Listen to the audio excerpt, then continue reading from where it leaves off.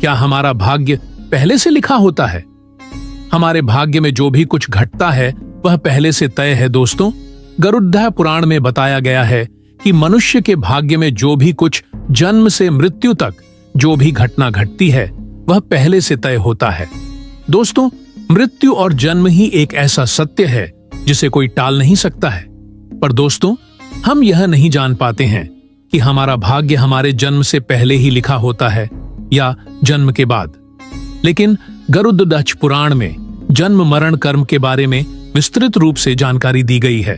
तो आइए शुरुआत करते हैं गरुड़ पुराण की उस ज्ञानवर्धक प्रस्तुति की कि मनुष्य का भाग्य कब लिखा जाता है।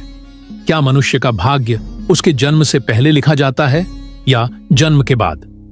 नमस्कार दोस्तों, स्वागत है हमारे इस चैनल पॉकेट सेंस पर। मित्रों, गरुड़ पुराण की इस ज्ञानवर्धक प्रस्तुति में आप खो जाए। उससे पहले हम आपको बता दें कि इस वीडियो को आधा अधूरा देखने की गलती बिल्कुल भी नहीं करें, क्योंकि यह गरुड़ पुराण की ज्ञानवर्धक प्रस्तुति है जो आपके जीवन से जुड़ी हुई है। गरुड़ पुराण की इस रहस्यमय ज्ञान को जानने के बाद आपके जीवन से जुदा रहे समस्त लोभ, क्रोध, मोह, दुखों का अंत होगा। मित्रों, भगवान श्री कृष्ण कहते हैं, कभी भी किसी व्यक्ति को गरुड़ पुराण की बातों को आधा अधूरा नहीं सुनना चाहिए, क्योंकि आधा अधूरा ज्ञान हमेशा विष के समान होता है। इसीलिए मित्रों, आपसे यही आग्रह है, आप इस वीडियो को बिना स्किप किए अंत तक जरूर देखिए। साथ ही इस वीडियो को एक लाइक करके चैनल को अवश्य सब्सक्राइब कर लीजिए। और हां दोस्तों, कमेंट बॉक्स में जय श्री कृष्ण लिखकर ईश्वर को आप अपना आभार व्यक्त जरूर कर दीजिए। इससे आपके जीवन से सभी दुखों का अंत होगा। आइए दोस्तों, जानते हैं गरुड़ पुराण में श्री कृष्ण ने बताए हैं कि हर मनुष्य के जीवन में जो भी कुछ होता है वह जन्म के पहले से तय होता है, उसे कोई टाल नहीं सकता है। दोस्तों, गरुड़ पुराण हमें जन्म मरण से लेकर वर्तमान जीवन कैसे जिए यह सभी चीजों के बारे में सिखाते हैं। आइए दोस्तों, आज हम एक कथा के माध्यम से जानते हैं कि हमारा भाग्य जन्म से पहले लिखा जाता है या जन्म के बाद, जो गरुड़ पुराण स्कंद पुराण के द्वारा बताया गया है, जो श्री कृष्ण ने स्वयं नारद जी को बतलाया था। आज हम वही कथा जानेंगे।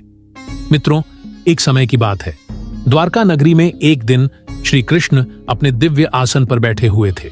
तभी देवर श्री नारद नारायण नारायण का जाप करते हुए उनके पास पहुंचते हैं और उन्हें प्रणाम करके और बोले, हे प्रभु, आप त्रिकालदर्शी हैं।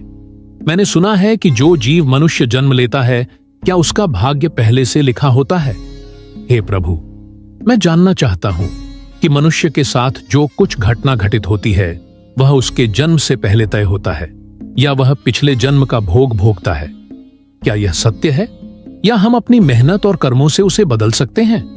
फिर भगवान श्री कृष्ण नारद की बात सुनकर मुस्कुराए और बोले, हे नारद, आपका यह प्रश्न बहुत ही गुण और महत्वपूर्ण है, जो मानव जाति के लिए उसके जन्म, कर्म और मृत्यु पर आधारित है।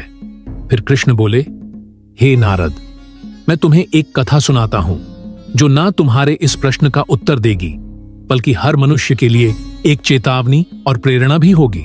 तुम इस कथा को पूरे ध्यानपूर्वक आखिरी तक सुनो। कृष्ण बोले, हे नारद, यह गरुड़ पुराण की है। जो यह कथा को आधा अधूरा सुनने की गलती करता है उस पर भारी संकट आती है, क्योंकि आधा अधूरा ज्ञान हमेशा विष के समान होता है।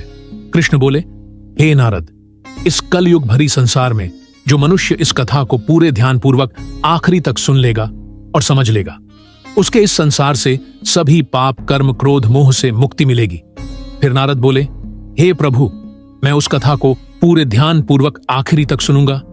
आप उस कथा को निश्चित हो सुनाएं। फिर श्री कृष्ण ने नारद को वह कथा सुनाते हैं। श्री कृष्ण बोले, हे नारद, प्राचीन काल में एक विशाल और समृद्ध राज्य था जिसका नाम अक्षयपुरी था। उस राज्य का शासक राजा रत्नधर था। राजा रत्नधर अत्यंत धर्मात्मा और न्यायप्रिय था। वह सदैव अपने राज्य के प्रजा के कल्याण के लिए काम करता था और धर्म का पालन करता था। उसे भगवान से एक संतान का आशीर्वाद चाहिए था, ताकि वह अपने राज्य का कार्यभार किसी योग्य उत्तराधिकारी को सौंप सके। फिर, हे नारद, राजा रत्नधर और रानी दोनों ने कई वर्षों तक तपस्या की। इससे भगवान शिव ने प्रसन्न होकर उसे संतान होने का वरदान दिया। फिर एक दिन भगवान शिव के आशीर्वाद से रानी गर्भवती हुई। राजा और रानी अत्यंत प्रसन्न थे, क्योंकि वे चाहते थे कि उनका बेटा महान शासक बने और राज्य को सुख समृद्धि की ओर ले जाए। परंतु जब रानी ने बेटे को जन्म दिया तो वह बच्चा विकलांग और शारीरिक रूप से कमजोर था। उसके शरीर की हड्डियां टूटी हुई थीं और वह शारीरिक रूप से सक्षम नहीं था। राजा रत्नधर का दिल टूट गया। उसने भगवान से यह सवाल पूछा कि ऐसा क्यों हुआ। तब राजा रत्नधर ने भगवान श्री कृष्ण से मिलने का निर्णय लिया और उन्हें अपने दुखों को साझा करने के लिए वहां पहुंचे। राजा ने भगवान से पूछा, हे प्रभु, मैंने इतनी तपस्या की, यज्ञ किए, फिर भी मेरे बेटे का जन्म विकलांग क्यों हुआ? मैंने भगवान शिव से आशीर्वाद लिया था, लेकिन ऐसा क्यों हुआ? क्या यह मेरे भाग्य में पहले से लिखा हुआ था? फिर श्री कृष्ण मुस्कुराए और कहा, हे राजा, तुम सही कहते हो कि तुम्हारा पुत्र विकलांग जन्मा है। क्या तुम जानते हो कि तुम्हारे पुत्र का जन्म इस प्रकार क्यों हुआ है? यह तुम्हारे द्वारा किए गए पूर्व जन्मों के कर्मों का फल है। यह तुम्हारे पिछले जन्म के कर्मों का परिणाम है जो तुम्हारे भाग्य में लिखा हुआ था। लेकिन इसका कारण यह नहीं है कि तुम्हारा भाग्य पहले से निर्धारित था। यह घटना तुम्हारे और तुम्हारे बेटे के कर्मों का फल है जो उसके पिछले जन्मों से जुड़ा हुआ है। राजा ने आश्चर्यचकित होते हुए पूछा, हे प्रभु, क्या भाग्य वास्तव में पहले से लिखा होता है? श्री कृष्ण ने कहा, जन्म, मृत्यु और जीवन के उतार चढ़ाव पहले से निर्धारित होते हैं, लेकिन हम जो कर्म करते हैं वह हमारे भाग्य को बदल सकते हैं। जिस दिन तुम्हारे बेटे का जन्म हुआ उस दिन तुमने एक विशेष संतान का वरदान प्राप्त किया था, लेकिन उस संतान को चुनौतियां मिलना जरूरी था ताकि वह अपने जीवन में धैर्य, साहस और पराक्रम को विकसित कर सके। लेकिन उसका भविष्य केवल उस समय के कर्मों से नहीं होता है, बल्कि यह तुम्हारे पिछले जन्मों के कर्मों का परिणाम है। श्री कृष्ण ने राजा रत्नधर से कहा, हे राजन, भाग्य और कर्म में बहुत गहरा संबंध है। हमारे कर्म ही हमारे भाग्य का निर्माण कर है। यही कारण है कि हमें जीवन में अपने कर्मों को सदैव धर्म और सत्य के मार्ग पर रखना चाहिए। श्री कृष्ण ने कहा, हे राजन, जो कुछ भी तुम्हारे जीवन में घटित होता है वह तुम्हारे पिछले जन्म के कर्मों का परिणाम है। यदि तुम्हारा बेटा विकलांग जन्मा है तो यह उसकी आत्मा के पिछले जन्म के कर्मों का फल है। जब तुम एक पुण्य आत्मा के रूप में जन्म लेते हो तो तुम्हारे जीवन में कठिनाइयां और संघर्ष जरूर होंगे, क्योंकि इस दुनिया में हर आत्मा को कुछ ना कुछ कष्ट भोगना पड़ता है ताकि वह अपने पिछले कर्मों को समाप्त कर सके। लेकिन याद रखो, तुम्हारे बेटे के जीवन में जो कठिनाई है वह उसकी परीक्षा है।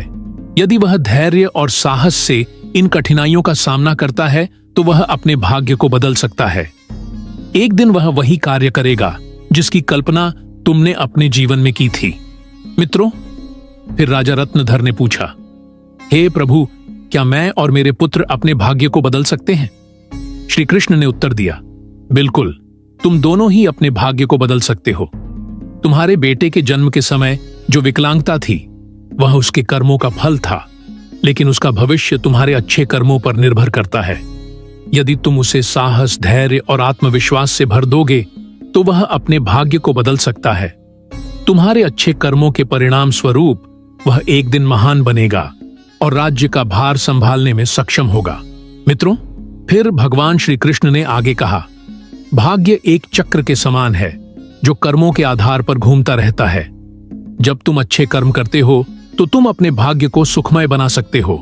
फिर आगे श्री कृष्ण से राजा रत्नधर ने कहा, क्या भाग्य निश्चित रूप से पिछले कर्मों से जुड़ा होता है? श्री कृष्ण बोले, हाँ, लेकिन उसे बदलने की शक्ति तुम्हारे हाथों में है। यदि तुम अच्छे कर्म करते हो तो वह तुम्हारे भाग्य को भी सुधार सकते हो। साथ ही भक्ति साधना और सेवा से भाग्य बदला जा सकता है। भगवान की भक्ति से ईश्वर को प्रसन्न करके हम अपने भाग्य को बदल सकते हैं। अगर तुम अपने पुत्र को साहस और आत्मविश्वास से जीवन के संघर्षों का सामना करने की शिक्षा दोगे तो वह अपने भाग्य को बदल सकता है। राजा रत्नधर ने भगवान श्री कृष्ण की बातों को पूरी तरह से आत्मसात किया और अपने पुत्र को शिक्षा देने का संकल्प लिया। उसने अपने पुत्र को कठिनाइयों के बावजूद साहस और विश्वास के साथ जीवन जीने की प्रेरणा दी। समय के साथ उस विकलांग पुत्र ने अपनी आत्मविश्वास और कठिनाई से लड़ते हुए समाज में महत्वपूर्ण स्थान प्राप्त किया। उसकी संघर्षशीलता और साहस ने राज्य में उसका सम्मान बढ़ाया। कृष्ण बोले, हे नारद, तुम यह समझो कि भाग्य एक निरंतर प्रक्रिया है जो कर्मों के आधार पर बदल रहती है। जो लोग जीवन में अपने कर्मों को सुधारते हैं और भगवान की शरण में जाते हैं, उनका भाग्य भी बदलता है। यह केवल कर्म ही नहीं है, बल्कि यह जीवन के संघर्षों और कर्मों का परिणाम है। मित्रों, फिर श्री कृष्ण ने नारद से कहा, यह कथा हमें यह सिखाती है कि जीवन में जो कुछ भी घटित होता है वह हमारे पिछले कर्मों का फल है। भाग्य और कर्म का कोई निश्चित प्रारूप नहीं है। हमारा कर्म हमारा भाग्य को बदल सकता है।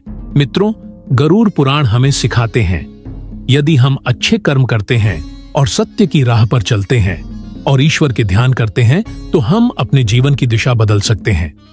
फिर श्री कृष्ण ने नारद से कहा, हे नारद, यह संसार कर्मों का दर्पण है। जो जैसा कर्म करेगा वह वैसा फल भोगे। मनुष्य को यह ध्यान रखना चाहिए कि माता पिता की सेवा, दूसरे की सहायता और ईश्वर का ध्यान ही सबसे बड़ा धर्म है।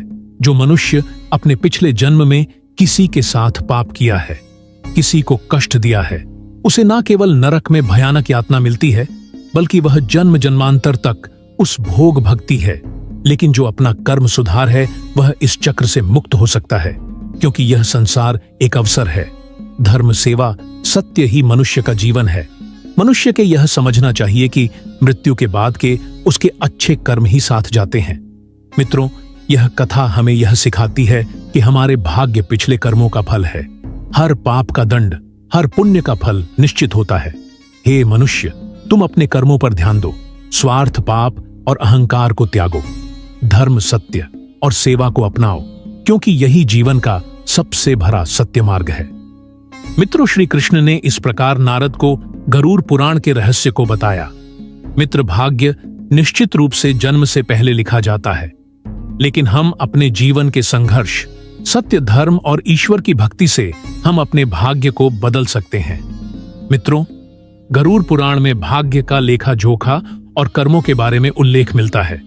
पर दोस्तों, मनुष्य अपने कर्मों, संघर्ष और ईश्वर की भक्ति से हम अपने जीवन को बदल सकते हैं। मित्रों, गरुड़ पुराण हमें सिखाते हैं कि जीवन एक बोया हुआ खेत की तरह है।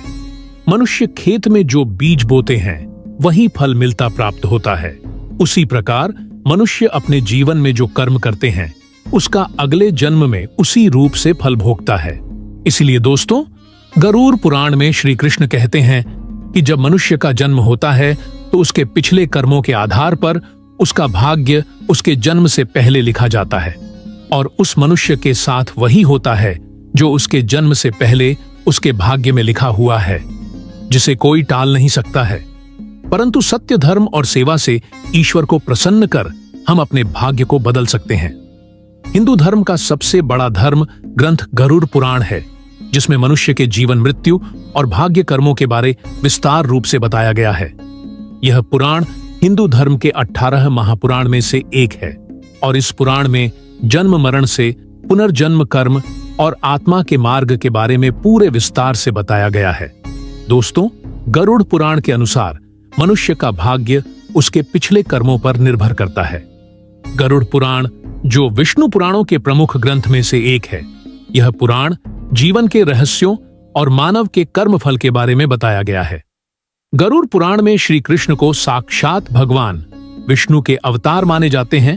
दोस्तों, गरुड़ पुराण में श्री कृष्ण कहते हैं, मनुष्य अपने जीवन में अच्छे कर्म और सत्य मार्ग पर चलकर ईश्वर को प्रसन्न कर हम अपने भाग्य में होने वाले घटना से बच सकते हैं और आने वाले भाग्य को हम बदल सकते हैं। मित्रों, गरुड़ पुराण में श्री कृष्ण ने मनुष्य को जीवन जीने के लिए 3 मुख्य उपदेश दिए हैं, जिन पर चलकर हम अपने भाग्य के कर्मों को बदल सकते हैं।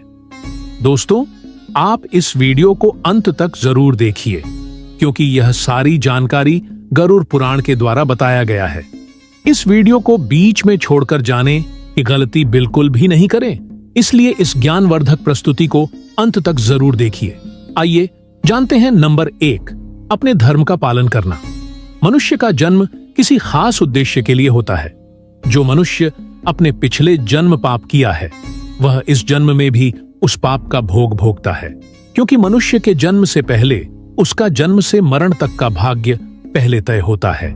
इसीलिए दोस्तों, गरुड़ पुराण में श्री कृष्ण ने बताया है, मनुष्य को हमेशा धर्म सत्य का पालन करना चाहिए।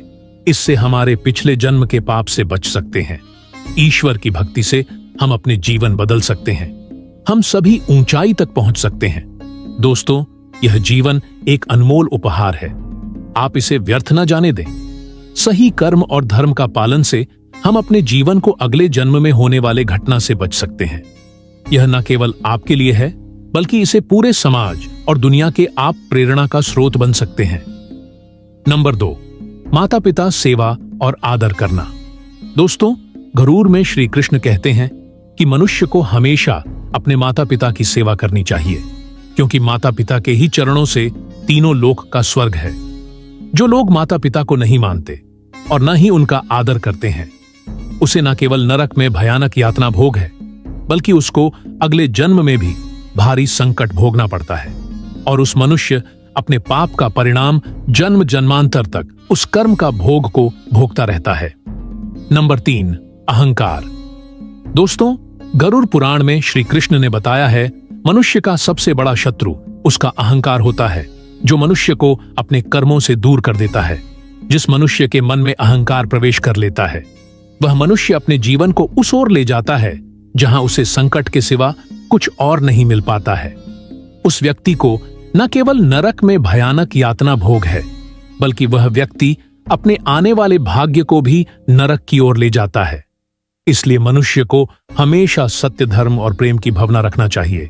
इससे वर्तमान जीवन और आने वाले भाग्य हमेशा खुशहाल रहे। मित्रों, गरुड़ पुराण हमें सिखाता है, यह जीवन हमारे कर्मों का फल है। यह ग्रंथ हमें यह समझने की प्रेरणा देता है, अपने जीवन से धर्म, सत्य, परोपकार का पालन करना ही सबसे बड़ा कर्तव्य है। आत्मा की मुक्ति और अगले जन्म उच्च योनि प्राप्त करने के लिए मनुष्य को अपने कर्मों को ध्यान रखना चाहिए। मित्रों, गरुड़ पुराण हिंदू धर्म के महान ग्रंथों में से एक, यही हमारे जीवन को सही दिशा में चलने का ज्ञान देता है, जो हमें यह सिखाता है कि मनुष्य का भाग्य उसके कर्मों और ईश्वर की इच्छा का परिणाम होता है। यह ग्रंथ न केवल जीवन और मृत्यु के रहस्यों के बारे में बतलाता है, बल्कि यह भी समझाता है कि मनुष्य अपने जीवन को किस प्रकार सही दिशा में ले जा सकता है। गरुड़ पुराण में मनुष्य के जन्म मरण से लेकर वर्तमान जीवन कैसे जय, इन सभी चीजों के बारे में विस्तार से वर्णन किया गया है। मनुष्य के जीवन से लेकर मृत्यु तक की सार जानकारी इस धर्म ग्रंथ गरुड़ पुराण में बताया गया है। मनुष्य जीवन में जो कुछ घटित होता है, वह हमारे पिछले जन्म का फल है। दोस्तों, गरुड़ पुराण हमें यह सिखाता है कि भाग्य केवल कर्मों का फल है। भले ही भाग्य जन्म पहले से लिखा हो, पर हम अपनी कर्म से इसे बदल सकते हैं। मित्रों, जीवन एक दुर्लभ अवसर है, जिसे सही दिशा में ले जाकर हम आत्मा को मोक्ष की ओर अग्रसर कर सकते हैं। धन्यवाद दोस्तों। गरुड़ पुराण के द्वारा सभी बतलाए गए बातों को अवश्य ध्यान में रखें और सत्य की राह पर चले। इससे आने वाले जीवन अत्यंत सुखद हो। और दोस्तों, वीडियो अच्छा लगा तो इस वीडियो को लाइक करके कमेंट में जय श्री कृष्ण जरूर लिख दीजिए और हमारे इस चैनल पॉकेट सेंस को अवश्य सब्सक्राइब कर लीजिए, ताकि हर एक नया वीडियो आप तक तुरंत पहुंचे। धन्यवाद। हर हर महादेव। ओम नमः शिवाय। राधे राधे।